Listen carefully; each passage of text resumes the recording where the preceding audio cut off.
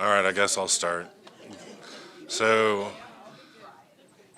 we ended off on the end of chapter 5 and the next section was the eye for eye. And so I was trying to come up with an example, and this is the best I got because it's a simple example. So I got, if I have a donut and my wife has a donut, and I take a bite of her donut, then the eye for eye is that she gets a bite of my donut, but she won't take that because she'll probably just tell me to buy a new donut, and then I get 3 donuts. It sounds like our vacation together. Yes, exactly. So the whole thing is about the differences between the court system laws and the Pharisees giving some traditions to say what people can do outside of the courts, and then Jesus refuting what the Pharisees were saying that they can do outside the courts. And so he was trying to get the people to to look at their heart instead of actually being the law and the court system. So I got a whole bunch of stuff written here, and yes, I am not a great teacher, but that's fine. All right.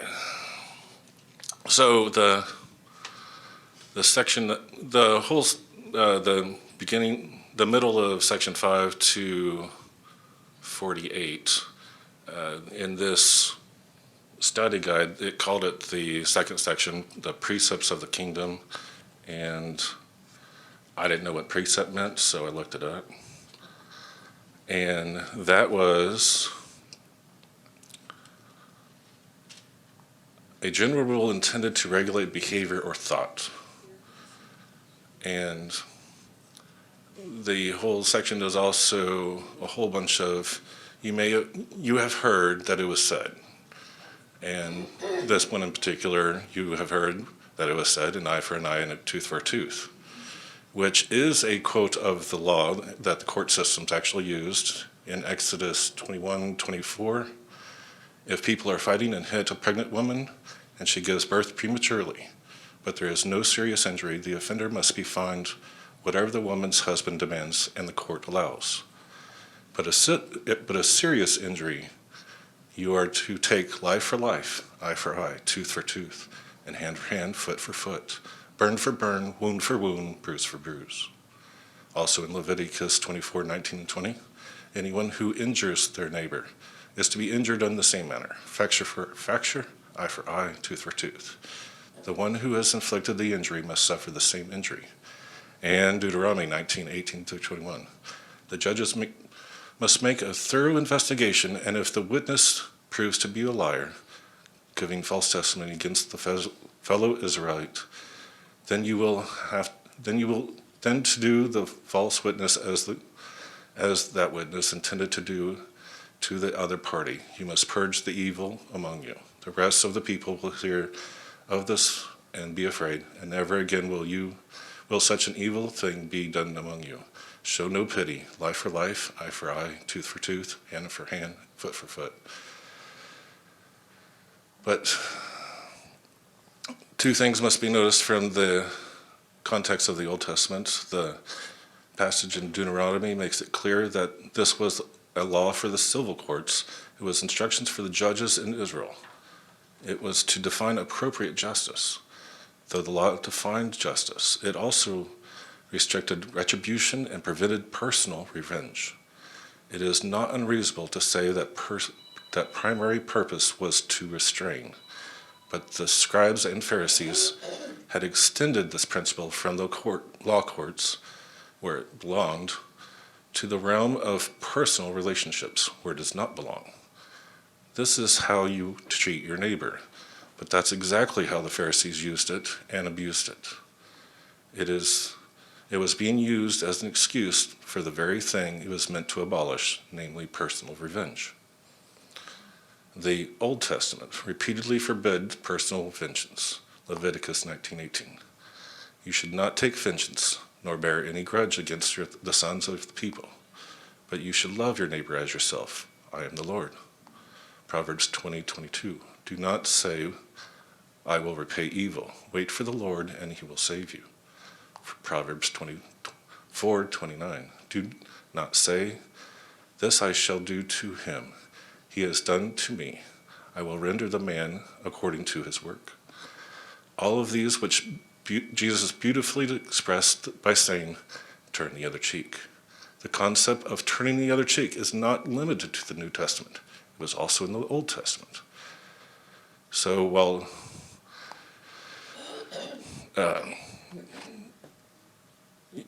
you can basically see that this is all pointing to issues of the heart, just like other things like we heard this morning. And so to get into the verses 19 and 20, do not lay up for yourselves upon treasures on earth, but lay up yourselves for treasures in heaven. Oh, yeah.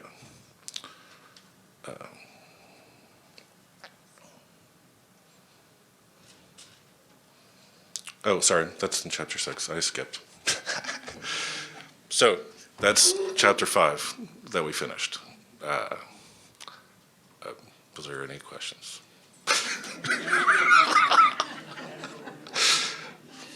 Like I said, I'm not an interactive teacher very much. I just read stuff. Okay. I'll give you an introductory thought here to this part here that you're dealing with this morning here. This morning I read through Eye for an Eye. Oh.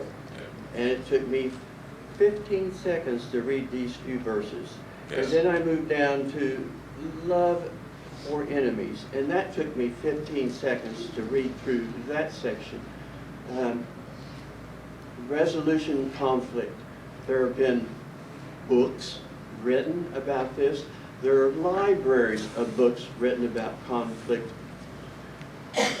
resolution, and here we have just 30 seconds in the sermon. Many people believe, the way I do, and Curtis, you can correct me if I'm wrong, that we have more words to the Sermon on the Mountain than are what right here. Maybe, in my opinion, with so much conflict in the world, this would have been a good area to add a few words. The conflict that we have in our families. The conflict that we have between our employers. The conflict that we have in countries and everything. We can't get along. And we only have 30 seconds here, a few verses on this important subject, when I think maybe Matthew had a few more that he could have stuck in here. Or he just thought it was simple. Oh, that's right. I heard a story that goes something like this.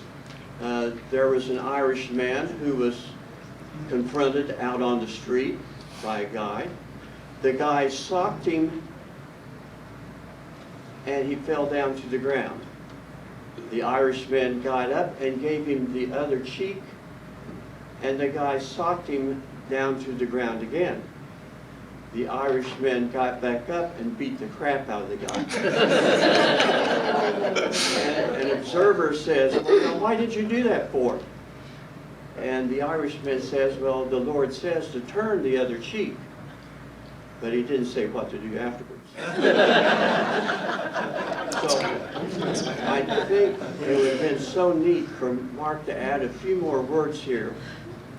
I think maybe you can correct me if I'm wrong, Curtis, but I think there were a few more words that maybe could have been put in here that would have been so valuable for us today. Yeah, I think so too. I think the sermon was probably actually a lot longer than what we have recorded here. And this kind of I read through the whole thing, and it took me maybe 15 minutes to read the entire Sermon on the Mountain. And you know a good sermon has to last longer than that. But I also read that this sermon isn't to create a new 10 Commandments. It's just a sermon, and that people should change their heart to do the right thing. And I think that's what I like about the Sermon on the Mount, because as we saw with Curtis teaching already this morning, the things that are in Matthew 5 verse 3 to Matthew 7 to the end of the chapter, you find all through the teachings of Jesus. You'll find him using parables. I mean, and even in the teachings, when we get to the Lord's Prayer, you can go back and look at portions of the Beatitudes that apply to the Lord's Prayer. And that's what we find is, I think, this is the first teaching Jesus gave his disciples.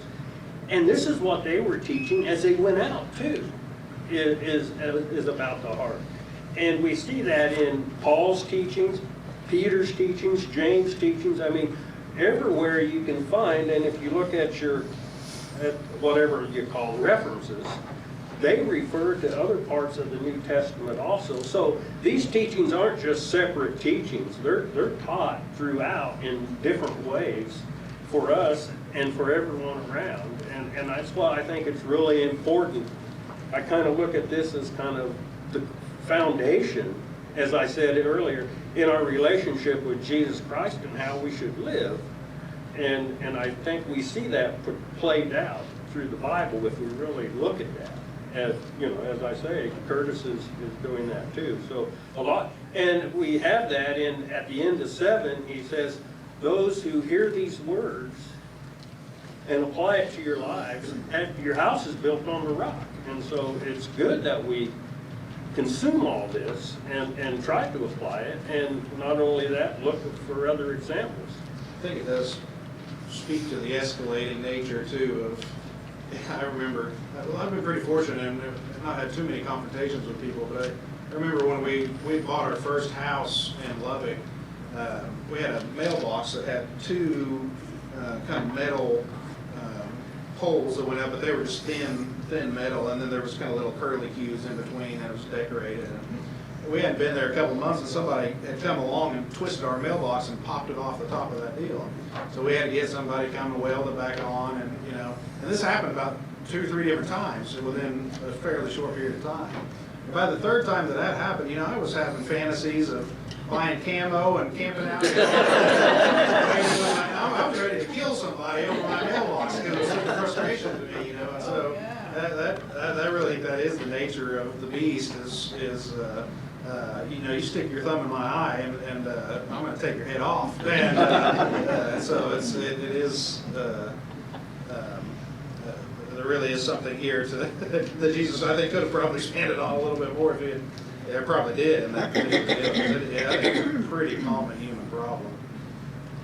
In your example and the examples that we have in the Sermon on the Mountain, Jesus sets the bar pretty high, almost impossibly high for us.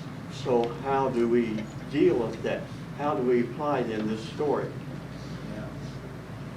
I think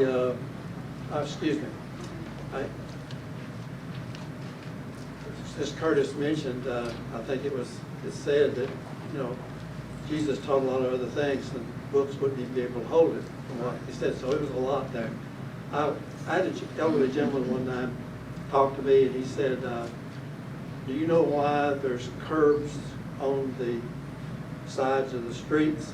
And I said, yes, to keep me in the street, He said, no, that's not right. He said, the curbs are there so you can keep yourself in the street.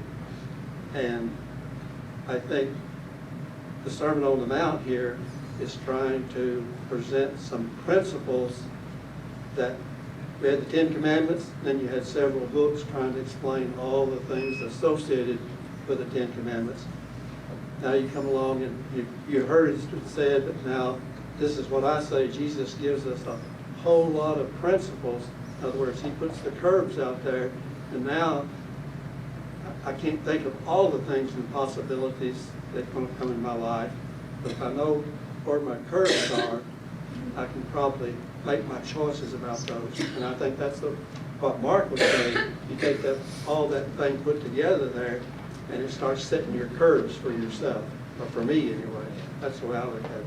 And I don't think he's setting the minimal penalty. I think it's a maximal penalty. So just because, I poke you in the eye doesn't mean you have to poke me back, and so, but certainly if you're going to, you don't have to, you're not going to take it any farther than that. But go ahead. As you read through the Sermon on the Mount, maybe the third or fourth or fifth time and everything, then you notice that there's nothing in there about the death and the burial and the resurrection of Jesus. There's nothing in there about the indwelling of the Spirit that we have now.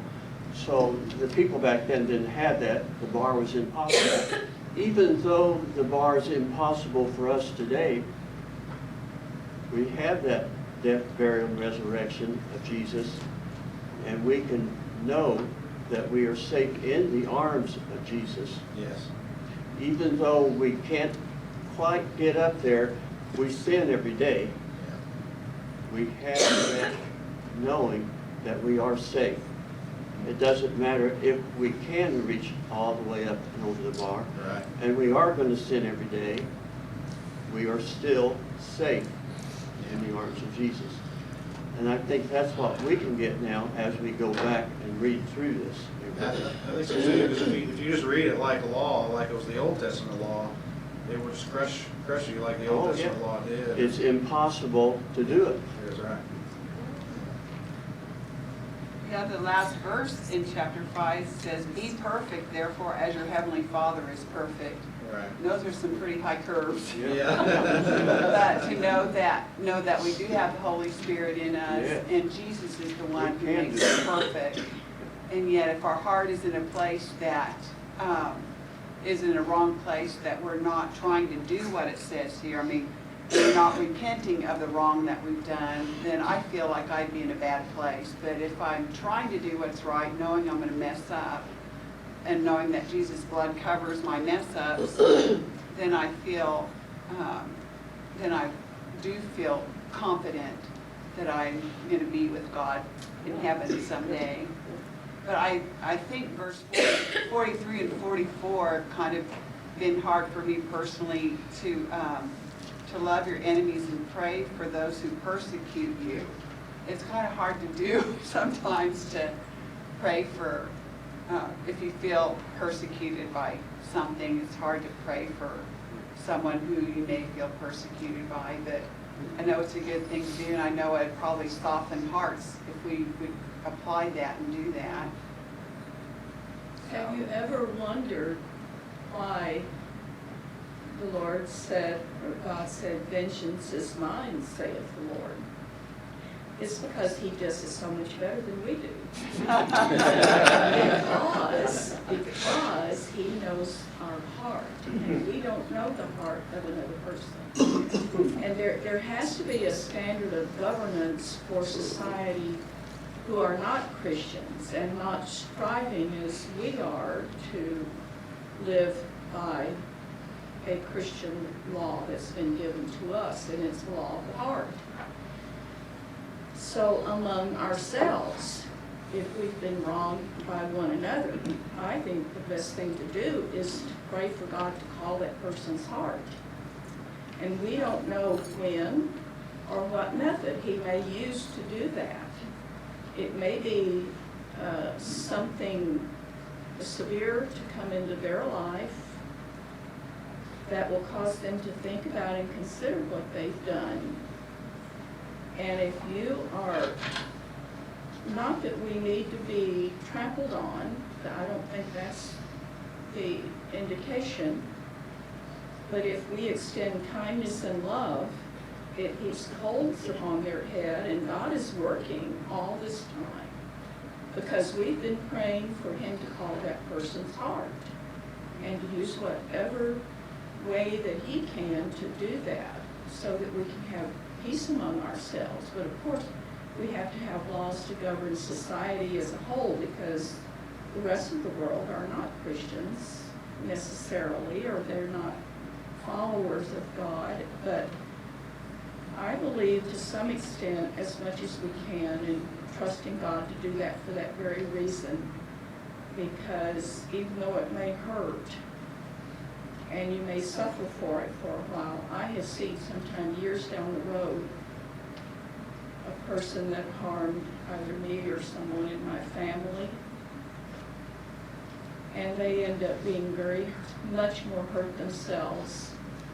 And that person may have been a Christian.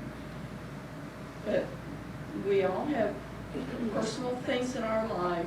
We all come from a certain place, and that's all different for one of us than it is for another. We have family issues that are ours and ours alone, maybe. And we don't always know where someone is coming from. And God does. So that's what I pray, is for God to call the heart of every person and to use whatever means he has to affect that. All right, I guess we can safely go to 6 now. All right, so the study guide here has the chapter 6 and all the way to the middle of chapter 7, and it's called the section Righteousness of the Kingdom. So the first half of chapter 6 deals with the kingdom righteousness regarding basically the worship of God. Jesus deals with giving, praying, and fasting. Though these are particular areas of Pharisee abuse, there are plenty of applications for the church today. The principle is given at the onset in verse 1, beware of practicing your righteousness before men to be noticed by them. Otherwise you will have no reward for your Father, with your Father who is in heaven. And then the second half of chapter 6 deals with righteousness regarding the intentions and ambitions of our hearts. Basically, the emphasis is on our focus in life and how we expend or invest our energy. The principle here is given in verses 19 and 20. Do not lay up yourselves for treasures upon earth, but lay up yourselves for treasures in heaven. So we can now talk about chapter 6.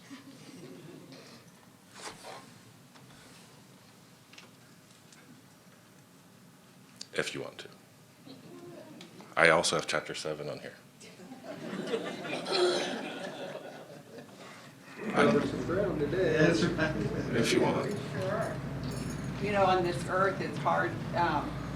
It seems like the magazines we see that how to have a beautiful home and all that kind of stuff is kind of tempting for me to try to focus on that treasure on earth rather than my treasure on heaven. So I just want to say personally, I've prayed about that and tried not to be that way.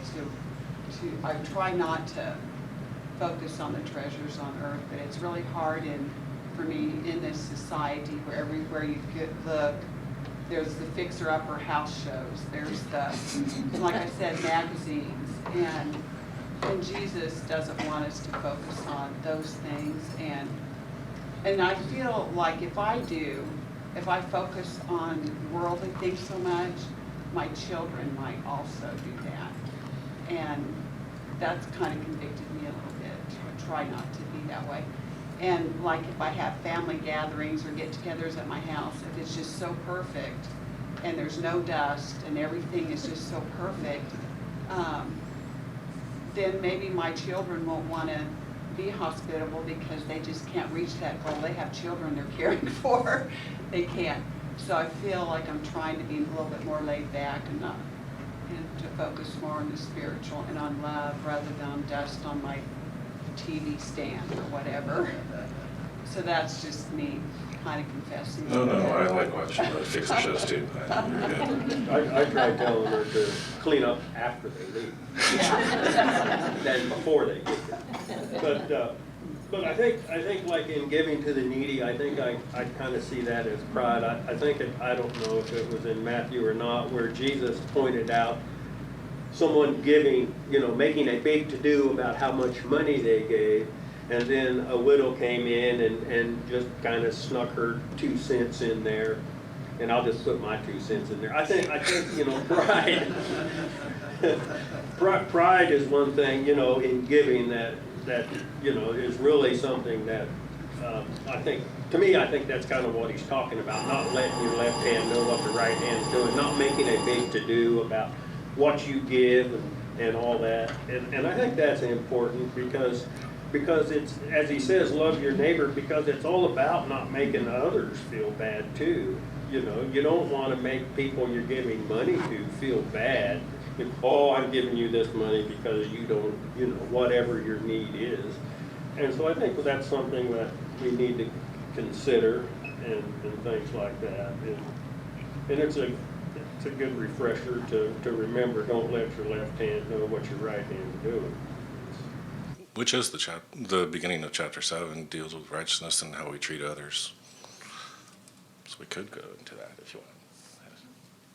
Yeah, it strikes me that number one, how unnatural giving is in many ways, because our natural instinct is not to want to give. But then our second natural instinct is when we do, we really want to get a lot of credit for it, and we'd like to get some cachet out of it. And I've been trying to teach it to Andrew. Andrew started working in the last year, and I remember when he got his first paycheck, and it was $250 or something. And I said, well, you need to start by giving. Number one, you need to put $25 in the savings for your, and then I said, you need to give $25 to the church. He's like, what? And I was like, yeah. And I said, why do I want to do that? I was like, well, because that's just what you do, And I said, you want to give back to God? And he's like, it's like 3 fast food meals,